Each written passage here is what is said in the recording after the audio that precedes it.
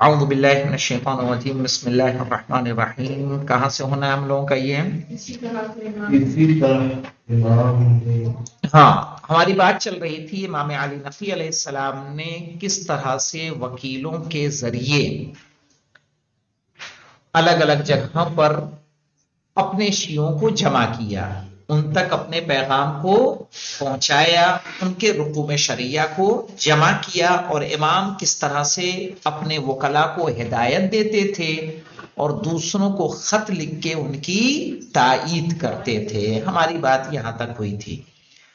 کہہ رہے ہیں اسی طرح سے امام نے خط ابو علی بن راشد کے ذریعے سے بغداد، مدائن اور عراق میں رہنے والے اپنے شیعوں کے نام بھیجا، اور اس میں اس طرح سے لکھا کہ میں نے ابو علی بن راشد کو حسین بن عبدربہ اور اپنے پہلے والے وکیلوں کی جگہ پر منتخب کیا.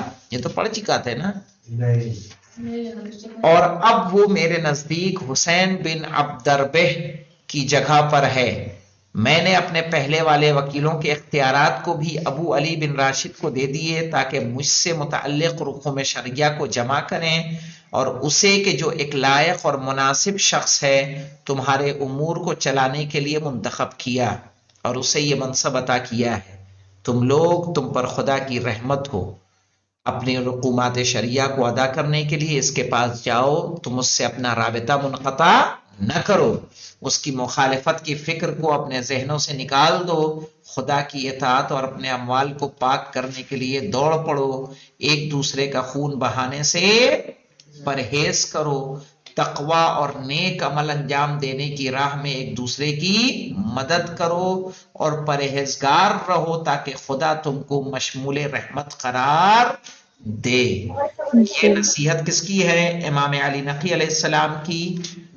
اپنے وکیل کے تائید کے لیے اپنے شیعوں کے نام ایک خط ہے. یہ پیغام کس کے لیے ہے؟ اب یہاں پہ دیکھیے کہ جو وکیل ہے ان سے اپنے رابطے کو منقطع نہ کرو، اس کی مخالفت کی فکر کو اپنے ذہنوں سے نکال دو. اگر اس کو ہم نیابت عامہ کے ذیل میں لیں گے تو یہ بات ہمارے مراجع کرام کے لیے صادق آئے گی کہ نہیں آئے گی کہ ان سے اپنے رابطے کو منقطع نہ کرو. ٹھیک ہے، جب امام وکیل بنا رہے ہیں تو وکالت خاصہ ہے، یہ بھی وکالت عامہ ہے. مثلا خامنئی صاحب ہیں اور سستانی صاحب ہیں، ان کو امام نے معین نہیں کیا ہے، لیکن یہ عالم ہیں، دین کے احکام کو بہتر طریقے سے جانتے ہیں. صحیح، تو ان کے پاس نیابت عامہ ہے. اور بہت سارے ایسے واقعات ہیں کہ جس میں امام نے مدد کی ہے. شیخ مفید کا واقعہ ہے، علامہ ہلی کا واقعہ موجود ہے کہ امام نے آ کے 12 امام نے آ کے ان کی کیا کی ہے؟ غلط فتوے کی بنیاد پر ان کی رہنمائی کی ہے. ہمارے علامہ ہلی کا واقعہ ملتا ہے کہ ایک سنی کتاب لے کر آئے تھے اور لانے کے بعد اس کتاب کو نقل کرنا تھا. تو نقل کرنے کے لیے کیا کیا تھا؟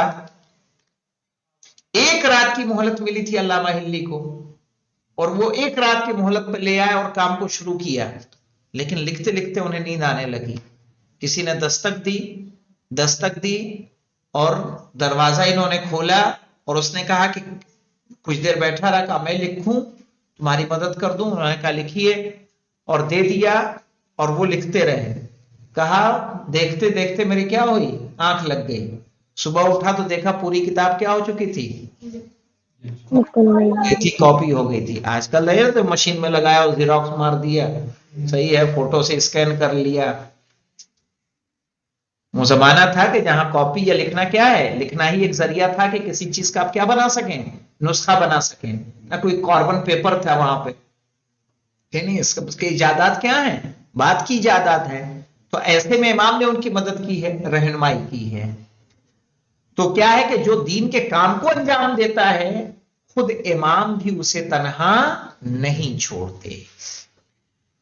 اس کے علاوہ کہا ان کی مخالفت سے ان کی مخالفت کی فکر کو اپنے ذہنوں سے نکال دو. یعنی آج کے دور میں اگر دیکھا جائے تو مراجع کی مخالفت نہ کرو، خدا کی اطاعت اور اپنے اموال کو پاک کرنے کے لیے دوڑ پڑو، یعنی خمس کو نکالو، صحیح ہے، زکوٰۃ ادا کرو، اور ایک دوسرے کا خون بہانے سے پرہیز کرو، آپس میں نہ لڑو، آپسی اختلافات کو ختم کرو، تقوی اور نیک عمل انجام دینے کی راہ میں ایک دوسرے کی مدد کرو۔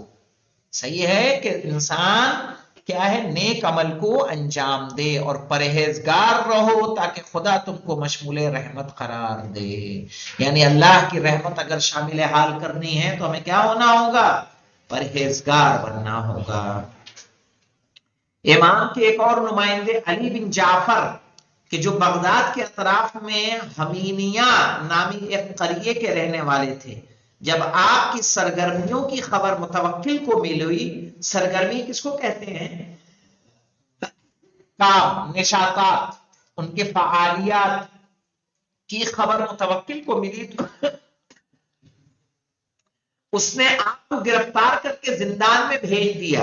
آپ قید خانے میں ایک طویل عرصہ گزارنے کے بعد آزاد ہوئے اور امام علی نقی کے حکم سے مکہ چلے گئے اور وہیں قیام کیا۔ امام علی نقی علیہ السلام کے نمائندوں کی گنتی میں ابراہیم بن محمد حمدانی کا نام بھی لینا ضروری ہے۔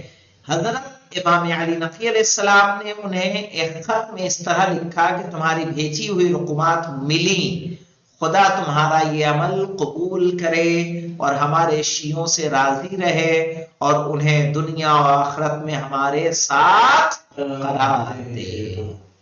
صحیح ہے۔ حمدان کہاں واقع ہوا؟ ایران میں۔ اس خط سے پتہ چلتا ہے کہ ابراہیم پر امام کی جانب سے مالی ذمہ داری حاصل تھی اور دوسرے وظائف سے قطع نظر احتمالاً آپ کی ایک ذمہ داری یہ بھی تھی کہ شیعوں سے جمع کی ہوئی رقم کو امام کے پاس بھیجیں۔ بہرحال اس وکالت کے ادارے کا کردار بالخصوص متوکل کے دور میں نمایاں نظر آتا ہے کہ امام نے جگہ جگہ کیا کیا ہے؟ اپنے وکیل بنائے ہیں۔